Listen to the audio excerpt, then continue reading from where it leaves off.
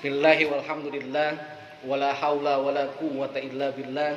Asyhadu an la ilaha illallah wahdahu la syarikalah wa asyhadu anna Muhammadan abduhu wa rasuluhu alladzi la nabiyya ba'dah, amma ba'd. Hadirin wal hadirah jamaah Majelis Taklim Masjid Al-Zakir yang insyaallah dirahmati Allah Subhanahu wa taala. Segala puji dan syukur sudah sepatutnya kita kembalikan kepada Allah Subhanahu wa taala yang Maha Ghafur, yang berkat ridho serta inayahnya. Alhamdulillah pada malam hari ini kita masih bisa mengazamkan diri untuk menunaikan sekian banyak amalia ibadah yang diamanahkan kepada kita. Mulai dari mendirikan ibadah sholat maghrib berjamaah, yang kemudian akan kita lanjutkan dengan melaksanakan ibadah lainnya, yaitu adalah bertolabul ilmi atau menuntut ilmu.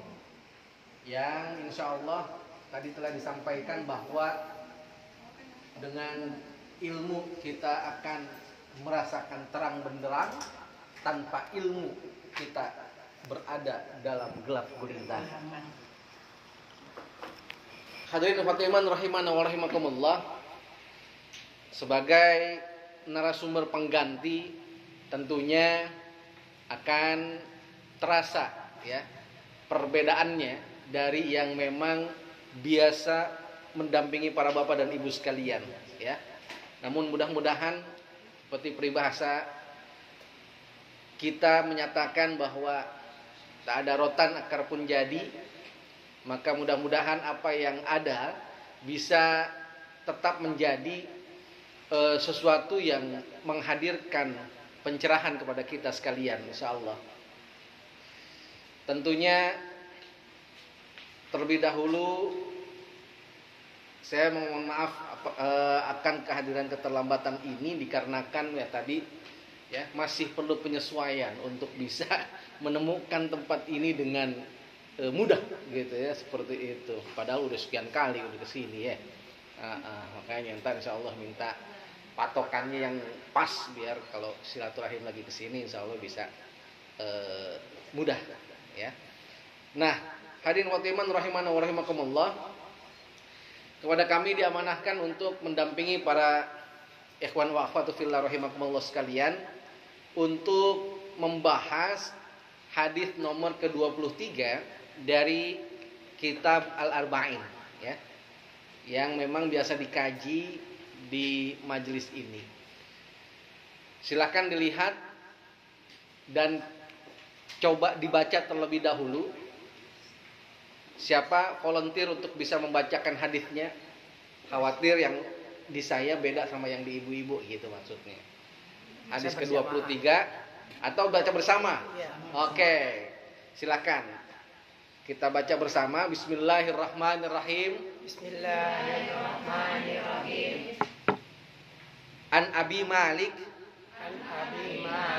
Al-Harits bin Asim Al-Ash'ari radhiyallahu anhu qala Rasulullah sallallahu alaihi wasallam at-tahuru syatrul iman walhamdulillah tamla'ul mizan wa subhanallah walhamdulillah tamla'u ma bainas samai wal ardi.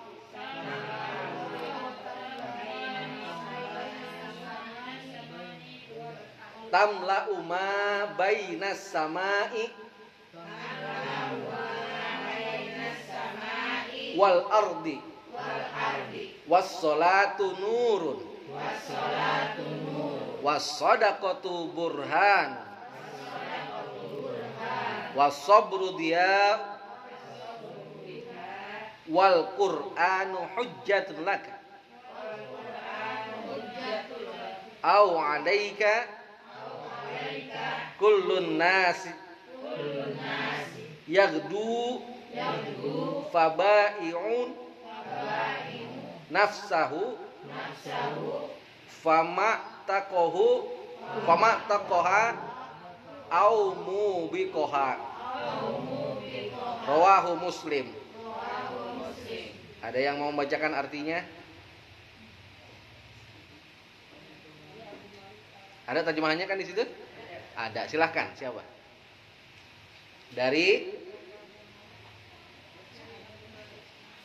Dari Abu Malik. Terus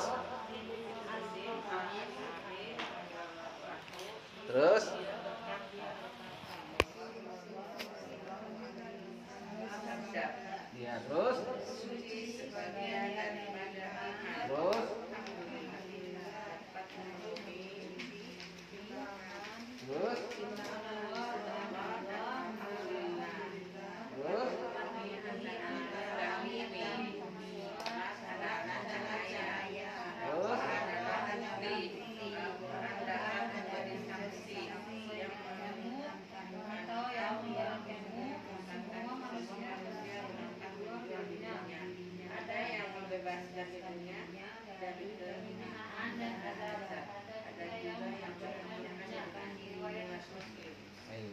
alhamdulillah. Baik, para bapak dan ibu sekalian yang dirahmati Allah Subhanahu wa taala. Di hadis ke-23 dalam kitab Al-Arba'in ini membicarakan tentang suci itu sebahagian dari iman. Itu salah satu dari sekian hal yang dibahas di dalam hadis nomor 23 ini, ya. Yang memang itu merupakan inti pembahasannya. Nah, beberapa penjelasan bisa kita dapatkan dari beberapa sumber tentang hadis ke-23 dalam Al-Arba'in ini. Di antaranya adalah di sini Rasulullah SAW menyatakan bahwa at-tahuru syatrul iman. Yang namanya suci itu adalah sebahagian dari iman. Kemudian walhamdulillah dan bacaan alhamdulillah. Kalimat alhamdulillah tamlaul mizan, yaitu memenuhi timbangan. Ya. Kemudian wa subhanallah walhamdulillah. Kalau tadi alhamdulillah memenuhi timbangan, sekarang ditambah katanya, ditambah kalimatnya subhanallah walhamdulillah.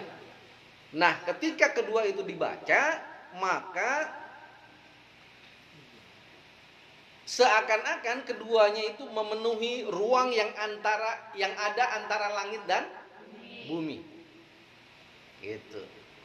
Kemudian disampaikan lagi oleh Rasulullah SAW, wassolatu nurun, dan sholat itu adalah cahaya. Tidak hanya sholat disebutkan, yang lainnya pun disebutkan. Wassodaqotu burhanun, dan sodakoh itu adalah bukti, ya, atau diartikan pula dengan pembela, ya, burhan, ya. Makanya kalau ada Pak Burhan, ya, biasanya suka ngebela orang tuh, ya, yang lemah, ya, dibela, ya. Itu hakim namanya Burhan. Ya. Nah, kemudian tidak hanya sedekah, wasabru diyaun. Adapun sabar adalah cahaya. Ya. Nah, nanti kita akan bisa membedakan mana nur, mana dia. Ya. Artinya sama-sama cahaya gitu, ya. Nah, kemudian wal Qur'anu hujjatun lak au alaik. Dan yang namanya Quran itu adalah merupakan saksi untuk kamu ataupun kemudian memberatkanmu musuhmu, ya. Kemudian dikatakan qaulun nasi yagdu, setiap manusia itu apa? Melakukan sesuatu atau bekerja. Ya. Kemudian fabai'u nafsahu, kemudian dia menjual belikan dirinya. Ya. Nah, kemudian pekerjaan itu dapat menyelamatkannya, kemudian ataupun dapat mencelakakannya, membinasakannya, ya. Nah, hadirin wal hadirat sekalian rahimanallah, seperti yang tadi kami sampaikan bahwa judul yang ditetapkan dalam kitab Al-Arba'in ini adalah suci itu sebagian dari iman, adalah merupakan salah satu dari sekian banyak hal yang terkandung di dalam hadis ini, gitu. Jadi bukan satu-satunya, tapi salah satu dari sekian banyak hal. Yang pertama adalah Rasulullah SAW menyatakan at-tahuru syatrul iman. Yang namanya suci itu adalah sebagian dari iman. Ada beberapa yang memaknakan bahwa yang disebut at-tahuru suci itu adalah perbuatan bersucinya, gitu. Yang kita pahami bahwa yang namanya perbuatan bersuci di dalam ajaran Islam itu ada beberapa bentuknya, tergantung targetannya atau fokusnya. Untuk membersihkan hadas kecil, ya, itu cukup dengan berwudu. Untuk membersihkan hadas besar, baru kita perlu untuk melaksanakan mandi junub, ya, mandi janabat. Nah, kesemuanya itu disebut perbuatan bersuci yang menurut hadis ini at-tahuru syatrul iman. Bersuci itu adalah sebahagian daripada iman. Terdapat perbedaan pendapat tentang maksud kalimat suci. Itu sebagian dari iman. Di antaranya adalah pahala suci merupakan sebagian dari pahala iman, maksudnya begitu. Jadi kalau kita dalam keadaan suci, berarti kita pun mendapatkan pahala keimanan kita. Sedangkan yang lain mengatakan bahwa yang dimaksud dengan iman di sini adalah salat itu sendiri. Artinya ada keterkaitan antara bersuci dengan salat. Itulah mengapa ketika kita hendak mendirikan salat, terlebih dahulu harus menjalankan atau melaksanakan aktivitas bersuci. Di mana Allah menyatakan, ya, dalam surah Al-Baqarah ayat 143 bahwa Allah itu tidak akan menyia-nyiakan iman kamu. Nah, iman di sini dimaknai yaitu adalah tidak akan menyia-nyiakan aktivitas sholat kamu. Jadi at-tahuru syatrul iman, bersuci itu sebagian dari iman. Maksudnya adalah ada yang memaksudkan yaitu aktivitas bersuci itu adalah memang untuk aktivitas lainnya, yaitu adalah sholat, begitu, ya. Nah, toharoh atau bersuci merupakan salah satu dari syarat sahnya sholat. Jadi bersuci merupakan sebagian pekerjaan sholat yang berarti kemudian ada tinjauan tentang kata syatrun. Kalau tadi kita sebut sebagai sebahagian, tapi ada yang mengartikan sekalipun itu adalah merupakan sebahagian, yang dimaksud adalah memang betul-betul merupakan bahagian daripada hal tersebut. Jadi maksudnya antara bersuci dengan sholat itu tidak bisa dilepaskan. Gitu. Walaupun ini adalah bahagian tersendiri bersuci, makanya kaifiat bersuci berbeda dengan sholat. Kemudian sholat bahagian tersendiri pula, makanya kaifiat sholat itu berbeda dengan bersuci. Tapi ini adalah merupakan satu kesatuan. Gitu. Makanya ya saling berkaitan. Ya, untuk melaksanakan sholat disyaratkan terlebih dahulu bersuci, dan yang namanya bersuci itu memang adalah merupakan aktivitas menjelang kita melaksanakan ibadah sholat. Itu hal yang pertama dalam hadis ini. Ada pula hal yang berikutnya, yaitu adalah ini berkaitan dengan keutamaan-keutamaan lafaz-lafaz yang baik. Kalau di Islam itu biasa dikenal dengan sebutan kalimatun thayyibah. Kalimat-kalimat yang baik. Apa di antara kalimat-kalimat yang baik? Di sini dibahas, yaitu pertama adalah alhamdulillah. Apa kebaikan dari kalimat alhamdulillah itu? Dinyatakan di sini bahwa yang namanya alhamdulillah tamlaul mizan. Yang namanya alhamdulillah itu adalah bacaan yang pahalanya itu memenuhi timbangan. Jadi maksudnya ada keutamaan dari kata alhamdulillah, yaitu syarat dengan pahala yang kalau istilahnya ada sebuah timbangan, ya seberapapun itu beratnya atau kapasitasnya, nah alhamdulillah itu memenuhi timbangan tersebut. Gitu. Saking bobotnya itu di kata alhamdulillah itu saking bobotnya luar biasa namanya. Makanya alhamdulillah itu biasa dikaitkan dengan berbagai macam kondisi, ya.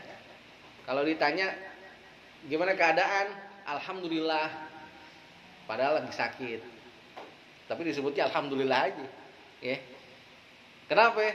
Karena memang itu kalimat atau kata yang menggambarkan, ya, sesuatu memiliki bobot yang luar biasa gitu, ya. Yang itu pun merupakan doa untuk diri sendiri maupun untuk orang lain begitu, seperti itu. Karena memang memuji Allah Subhanahu wa taala. Nah, dari kata alhamdulillah kemudian kita beralih kepada kalimat lainnya, yaitu dengan tambahan kalimat subhanallah. Jadi digabungkan antara subhanallah kemudian walhamdulillah. Nah, keutamaannya menurut hadis ini ketika subhanallah digabungkan dengan alhamdulillah, keduanya memenuhi ruang yang ada di antara langit dan bumi tuh. Saking utamanya tuh, ya. Makanya kalau mau nyari pahala di dalam Islam gampang. Apa? Rajin-rajin membaca kalimat-kalimat thayyibah. Apakah itu tasbihnya subhanallah? Apakah itu hamdalahnya alhamdulillah? Apakah itu takbirnya Allahu akbar? Kan begitu. Di dalam Islam itu mudah sebenarnya. Mendapatkan pahala dan ridha Allah Subhanahu wa taala itu mudah dari sekian banyak yang bisa kita lakukan. Enggak perlu perbuatan yang besar, perbuatan kecil di dalam Islam mengandung sesuatu hal yang besar. Bagaimana perbuatan yang besar? Jadi lebih besar lagi. Lebih besar lagi. Makanya sebuah keberuntungan seseorang itu berada di dalam Islam, dan sebuah kerugian ketika dia itu keluar dari Islam. Nah, sabda Nabi Muhammad SAW yaitu bacaan alhamdulillah memenuhi timbangan. Maksudnya besar pahalanya memenuhi timbangan orang yang mengucapkannya. Dalam Al-Quran dan Sunnah diterangkan tentang timbangan amal berat dan ringannya. Begitu juga sabda Nabi Muhammad SAW yang menggabungkan antara subhanallah dengan alhamdulillah. Keduanya memenuhi ruang yang ada di antara langit dan bumi. Hal ini karena besarnya keutamaan ucapan tersebut yang berisi mensucikan Allah dari segala sifat kekurangan dan cacat. Itu karena memang mensucikan Allah itu ya sesuatu perbuatan yang mulia gitu. Jadi Allah wajar kalau Allah kasih ganjaran yang besar. Kemudian berikutnya di dalam hadis tersebut ada dinyatakan berbagai macam hal. Nah, ya. Ini kalau bahasa sekarang quote namanya, ya. Atau aplikasi gadget itu disebut meme, ya. Bukan meme anaknya Abah Liong, bukan. Ya, yang ngaji ada kan meme anak Abah Liong ya.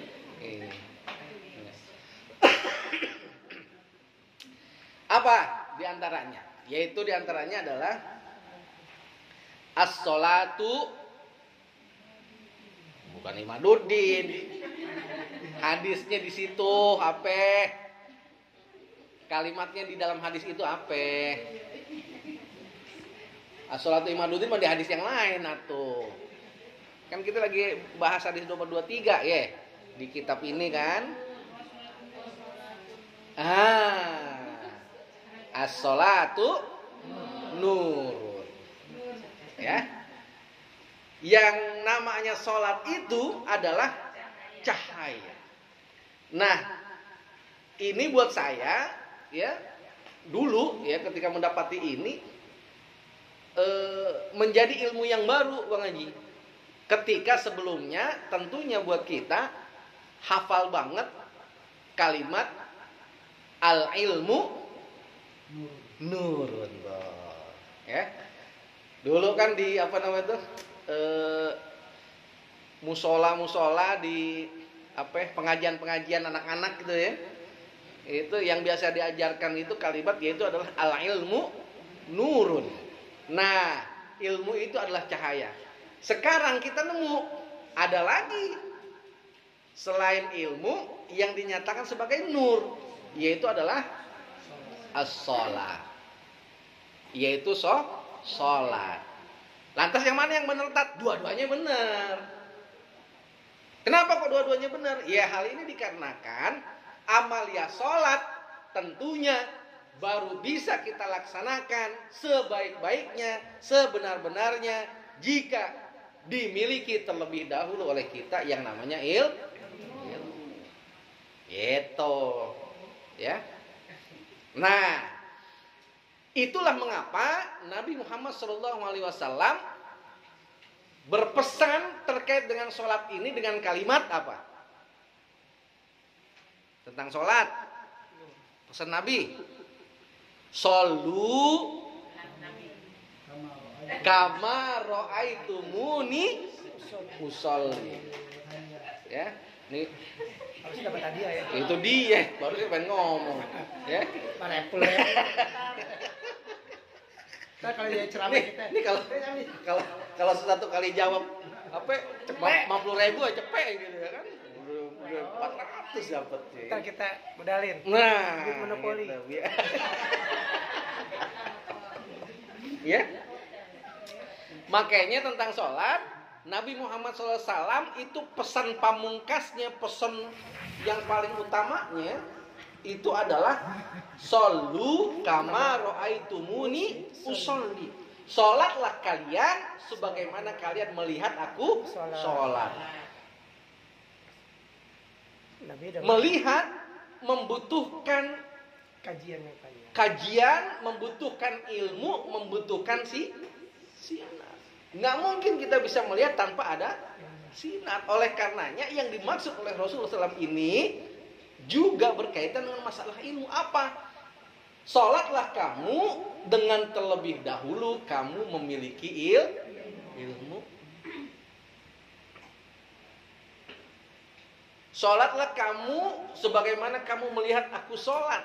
Nah, bagaimana sholat Nabi Muhammad SAW itu yang diikuti. Hadis atau peringatan Nabi tersebut itu mengandung pembatasan, yaitu apa? Yang namanya sholat nggak boleh nyontoh siapa-siapa. Tapi yang namanya sholat harus nyontoh Rasulullah SAW, Nabi. Nggak boleh tuh ada daya kreativitas, inovasi segala macam masuk ke dalam hal tersebut, dikarenakan Nabi udah membatasi.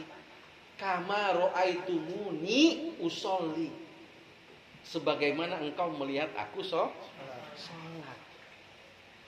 Gimana cara melihatnya? Dengan kita mempelajari sekian banyak ilmu tentang sholat ini. Sumbernya cuma 2, Al-Quran, hadis Rasulullah SAW.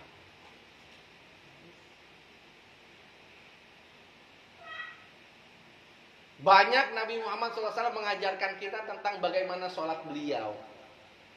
Yang salah satunya adalah sepanjang hidup beliau, ketika menjadi imam, ya, untuk para sahabat yang sholat menjadi makmumnya beliau, beliau senantiasa memesankan apa? Sawu sufufakum fa inna taswiyatas sufuf min tamami sholat. Luruskan dan rapatkan shaf kalian, karena sesungguhnya sempurnanya sholat bergantung kepada lurus dan rapatnya shaf. Kalau kita pahami secara sederhana, untuk masalah shaf, untuk mendapatkan kesempurnaan sholat, itu Nabi nyuruh lurus dan rapat, ya. Sepanjang hidup beliau adalah demikian. Apakah pernah Rasulullah SAW mengajarkan yang sebaliknya? Supaya safnya renggang, dikasih jarak. Sekarang ini. Nah, itu. Ya.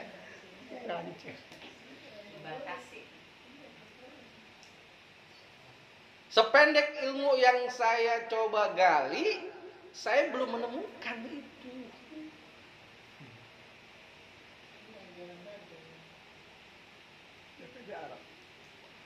Makanya sekarang sholat kayak begini modelnya ini dari mana kan? Padahal jelas tadi kan saya sebut hadis tersebut merupakan pembatasan. Enggak boleh merujuk kepada pihak manapun berkaitan dengan masalah sholat, melainkan merujuk kepada roh. Sekarang Rasul sholatnya begitu, lurus rapat. Nah ente sholat kagak begitu, itu rujukannya siapa? Kan begitu. Pemerintah jolim. Puyeng bu, ngeliat yang sekarang nih. Prihatin. Prihatin masih ada Pak, setengah 10. Oh, masih ada ya. Prihatin. Ini saya kalau ngomong begini agak panjang nih urusannya nih ya. Sampai lagi kalau kita mau coba evaluasi Bapak Ibu sekalian, maaf Bapak Ibu sekalian, tentunya usianya ada kelebihan lah daripada saya. Saya nggak nyebut tua ya, enggak ya. Saya nyebutnya ada kelebihan daripada saya, kan begitu ya. Ya Bang Haji ya. nyebut disebut pada tua di sini, besok kagak ngaji lagi gitu. Ada kelebihan daripada saya. Misal di antara ibu-ibu ada yang sudah berusia 50 tahun misal ya. Akil balik perempuan itu berapa ya? 15 tahun ya sudah. Hah? 15 ya? Oke. Iya perempuan. 9 iya 10 lah ya, kita ini supaya ngitungnya gampang ya. 50 dikurang 10 berarti 40 tahun ya. 40 tahun ibu-ibu sekalian melaksanakan ibadah sholat. Saya mau tanya, jawabnya jujur, pernah gak nemuin sholat model yang sekarang ini? Sekarang pernah. Sekarang. Sebelum yang sekarang gitu maksudnya. Pernah gak itu?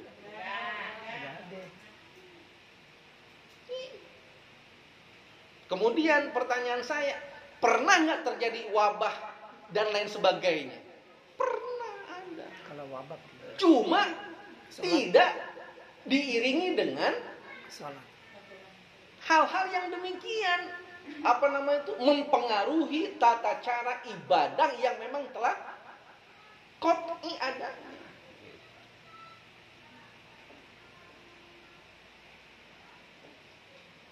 40 tahun ibu melaksanakan ibadah sholat adalah kalau berjamaah dilaksanakannya dengan lurus dan rapatnya saf, mengikuti memang sunnah Rasulullah SAW yang Rasulullah menyampaikan hal tersebut, diikuti oleh para imam yang mengimami ibu ketika sholat berjamaah, kemudian disampaikan atau diserukan hal yang seperti itu, sawu suhufak dan seterusnya. Sekarang ada sholat model begini. Pertanyaan saya, kira-kira ini menunjukkan Islam itu maju atau mundur kira-kira? Urusan ibadah. Saya beralih ke urusan muamalah. Tentang muamalah ada hadis yang terkenal dari Rasulullah SAW, yaitu adalah hakul muslim alal muslim sittun, idza laqitahu fasallim alaihi, wa idza da'aka fa'ajibhu, wa idza tansahaka fansahu, wa idza atasa fahamidallah fasammidhu, wa idza marida fa'udhu, wa idza mata fatba'hu. Ini 6 hal yang kaitannya dengan bermuamalah kita, bersosialisasi, bergaul. Kata Rasulullah, ada 6 hak sesama muslim yang harus ditunaikan. Saya muslim, Bang Haji muslim, Bang Haji punya hak dari saya punya hak dari Bang Haji. Artinya kita sama-sama harus menunaikan 6 hak ini. Apa itu? Yang pertama, idza laqitahu fasallim alaihi. Kalau ketemu, maka ucapkanlah salam. Dalam hadis yang lain, mengucapkan salam itu seraya dengan saling berjabat tangan atau bermusafahah. Kenapa? Karena ada keutamaan ketika berjabat tangan, insya Allah tuh selama tangan itu belum berpisah, maka malaikat rahmat itu akan mengucurkan rahmat dan mengampuni dosa-dosa antara satu dengan yang lain. Pertanyaan saya sekarang, bagaimana itu kalau sekarang? Nonjok. Allahu Akbar. Orangnya di sono, kitanya di sini. Assalamualaikum. Laki sama laki, perempuan sama perempuan. Kalau laki sama perempuan sih memang begitu modelnya, nggak boleh bersentuhan. Ini kita sama-sama. Ada lagi yang pakai ini sikut Bang Haji. Assalamualaikum. Gila, Assalamualaikum. Kaki ada. Nggak sekali kaki. Assalamualaikum kan gitu. Anda pengen lihat yang pakai pala Bang Haji. Assalamualaikum. Nggak ada tapi itu. Saking istilahnya nggak mau tertular atau apa namanya itu? Iya, nggak mau terkena. Ya. Padahal hadis udah ngomong begitu modelnya. Dan 40 tahun yang lalu kita juga aplikasikannya adalah demikian kan begitu. Sekarang ada orang yang mau merubah itu. Ada pihak yang mau merubah itu. Itu yang pertama, belum yang kedua. Idza laqita fasallim alaihi wa idza da'aka fa'ajibhu. Nih. Kalau diundang untuk sebuah hajat macam-macam. Nikahan, kemudian apa lagi? Nyunatan, tasyakuran, terus macam-macam lah begitu ya. Fa'ajibhu, maka hadirilah undangan tersebut. Datangilah undangan tersebut. Yang artinya ini menyambung silaturahim dengan cara saling kunjung mengunjung. Sekarang gimana? Yang hajatan lagi seneng-senengnya hajatannya jalan, disuruh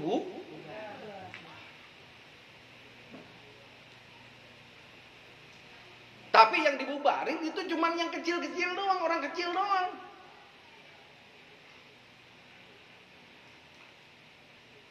Kalau kayak misalkan ada gubernur sebuah daerah ya, yang ngumpul-ngumpul dengan para bupatinya, yang baru-baru ini memang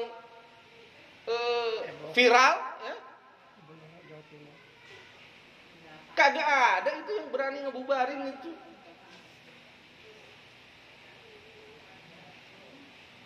Apa bedanya kumpulan-kumpulan kita istilahnya tasyakuran ya, selamatan segala macam sama penggede yang lagi ngumpul juga begitu modelnya. Malahan kita sama tasyakuran mah istilahnya saling mendoakan, kemudian di dalamnya penuh doa, di dalamnya penuh bacaan-bacaan ayat-ayat suci dan sebagainya. Jadi sono kan istilahnya dangdutan dan sebagainya kan begitu. Mana yang pantas untuk dibubarin kira-kira kan?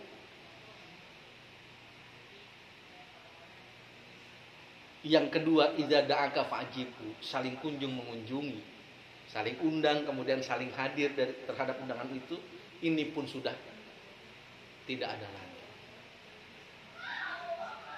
Wa idza stansohaka fansohu, dan apabila ada yang meminta nasihat, maka berilah nasihat dia. Ini yang berarti adalah saling meluruskan. Kalau ada yang keliru, dilempengin. Karena itu memang merupakan sesuatu yang nantinya akan membedakan kita tergolong dalam golongan orang yang rugi atau orang yang untung. Ingat surat Al-Asr.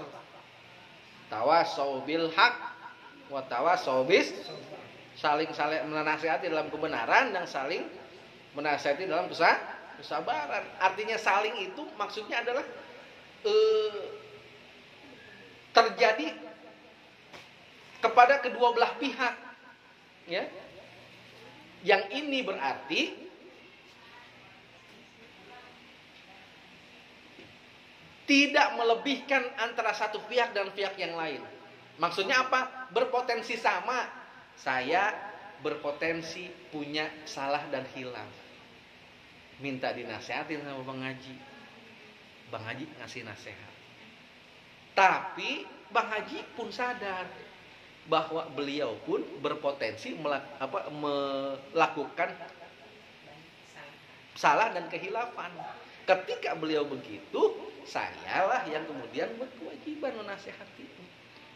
Ini menggambarkan bahwa tidak ada pihak yang layak untuk menganggap lebih dirinya daripada pihak yang lain. Bahkan pihak yang anti kritik nggak boleh. Ini mah orang melakukan sesuatu boleh untuk ditetapkan bersalah, tapi ketika orang lain yang melakukan hal yang sama, karena dia punya segala macam halnya, padahal perbuatannya sama, itu nggak bisa untuk tersentuh dengan hukum yang sama. Ada kejadian yang begitu? Ada. Di Indonesia nggak ada kali ya. Di mana itu kejadiannya? Tetangga sebelah. Nah, itu.